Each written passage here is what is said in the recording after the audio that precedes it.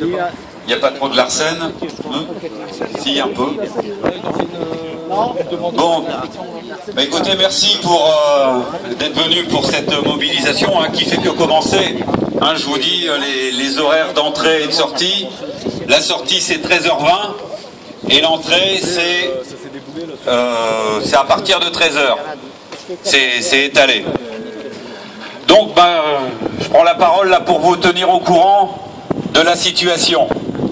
Tout d'abord, on ne va pas parler de nous, on va parler de ce qui s'est passé chez Outinor ce matin, où la quasi-totalité des ouvriers s'est mobilisée, a débrayé et s'est rassemblée à l'extérieur de l'usine, où notre camarade il a pu faire une prise de parole, expliquer la situation, et c'est bien. C'est bien quand il peut y avoir cette mobilisation-là, quand les travailleurs comprennent que quand il y a des attaques contre les militants, contre les délégués, c'est pour permettre au patron de s'attaquer à tous les droits des travailleurs en direct après. Et là, de toute façon, il y avait bien cette conscience-là des salariés d'Outinor de se mobiliser pour se défendre eux-mêmes, parce que c'est au quotidien qu'ils subissent tous des attaques. Alors, vous êtes au courant de ce qui se passe là depuis des mois dans l'entreprise.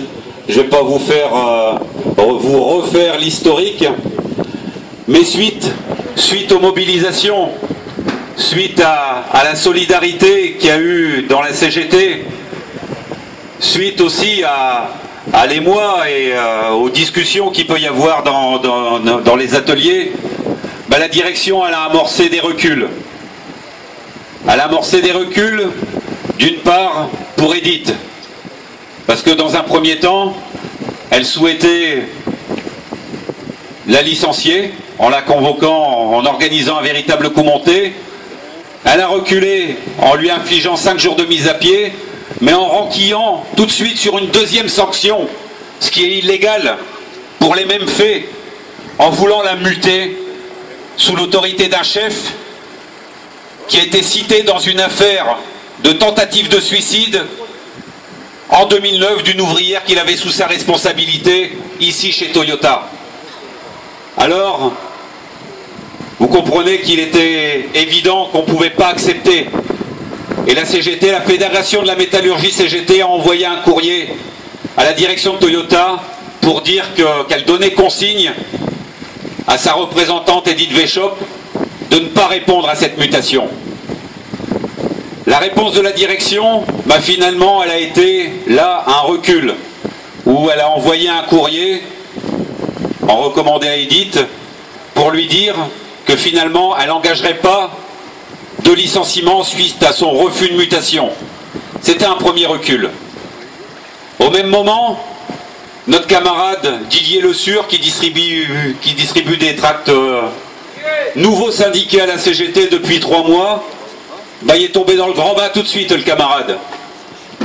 3 mois qui étaient syndiqués et une procédure de licenciement.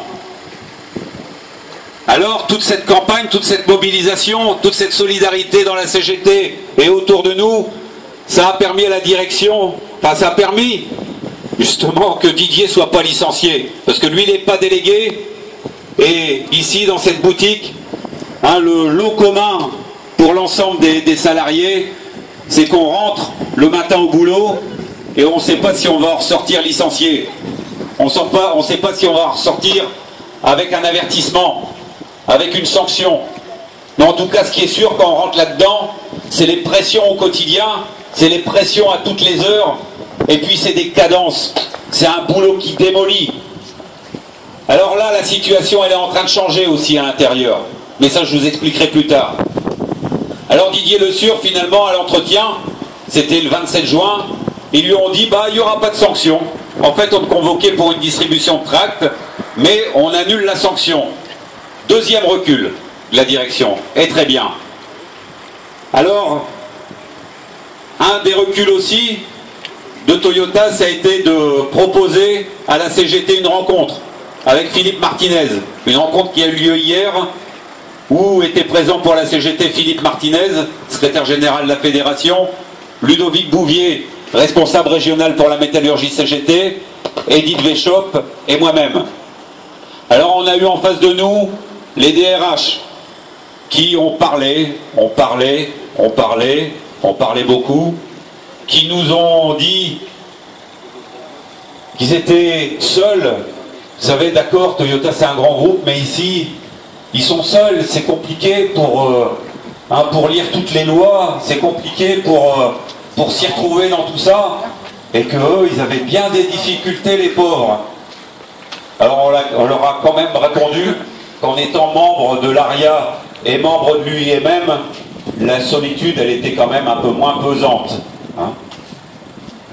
Alors, lors de cette réunion, il y a eu beaucoup de blabla, et puis un tout petit résultat quand même. C'est-à-dire que la direction, elle nous a dit, bon, on va apaiser nos relations. Du coup, Monsieur Pecker, on va vous mettre un avertissement. Voilà leur façon d'apaiser la situation. Alors, il faut dire qu'il m'avait quand même convoqué pour un entretien en vue d'une sanction pouvant aller jusqu'au licenciement, pour avoir distribué des tracts. Comme aujourd'hui il pleuvait, donc on s'était mis à l'intérieur, normal, on a le droit. Hein. Et puis pour être passé en groupe, en délégation à l'atelier peinture. Donc voilà où on en est. Voilà où on en est face à une...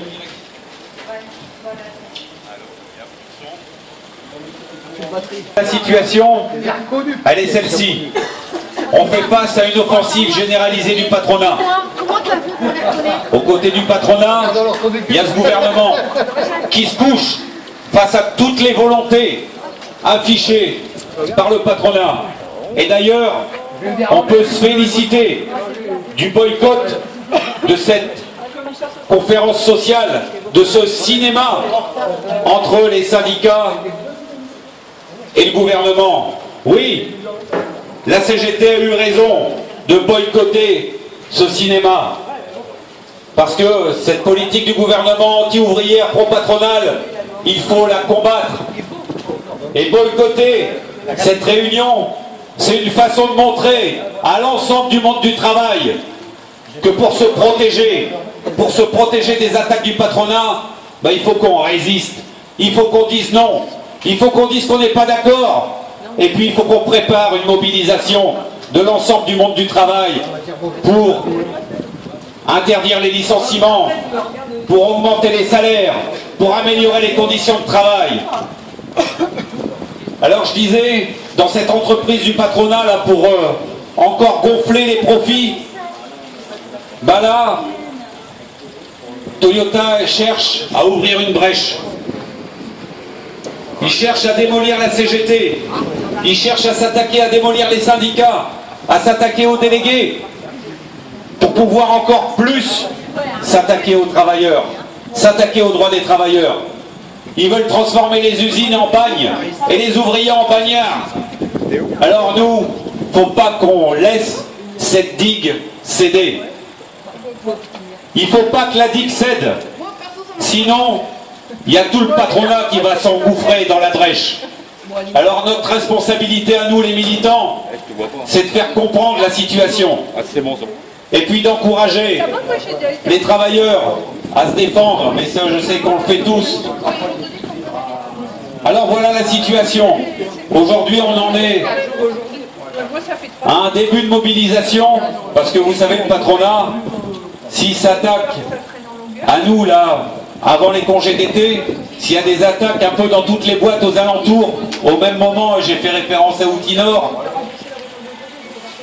c'est parce qu'ils savent que les congés, c'est un moment plus délicat pour se mobiliser. Alors là, en ce moment, on est en juillet et on est en train de construire nos muscles.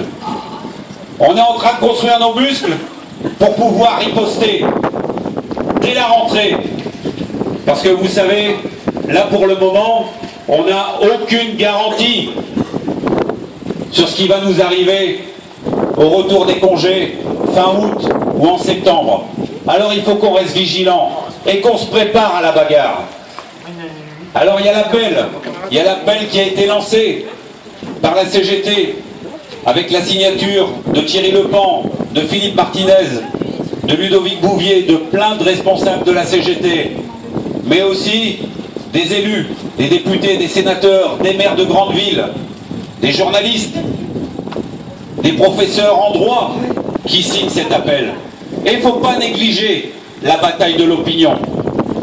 Parce que vous savez, ce qui peut faire mal à une entreprise comme Toyota, c'est son image de marque, c'est la publicité. Bah oui, nous, faut faire comprendre, faut dire autour de nous que c'est pas parce que Toyota est une entreprise japonaise que ça lui laisse le droit de bafouer le droit ouvrier français. Alors aujourd'hui, on est là pour montrer aux travailleurs de l'usine qu'on est conscient de la difficulté du boulot à l'intérieur, qu'on est conscient des attaques de la direction d'ici sur les conditions de travail, sur les salaires, sur l'ambiance au quotidien. On est là pour montrer qu'il ne faut pas se résigner, au contraire, qu'il faut se mobiliser, que l'union fait la force. Et ça, vous savez, il y a déjà eu, c'est la 3e fois qu'il y a un rassemblement aux portes de l'usine avec distribution de tracts. Celui-ci, c'est le plus nombreux. Et je vous assure qu'après chaque venue, ça fait beaucoup discuter. Et nous, ça nous aide beaucoup dans notre activité militante. Je vous remercie.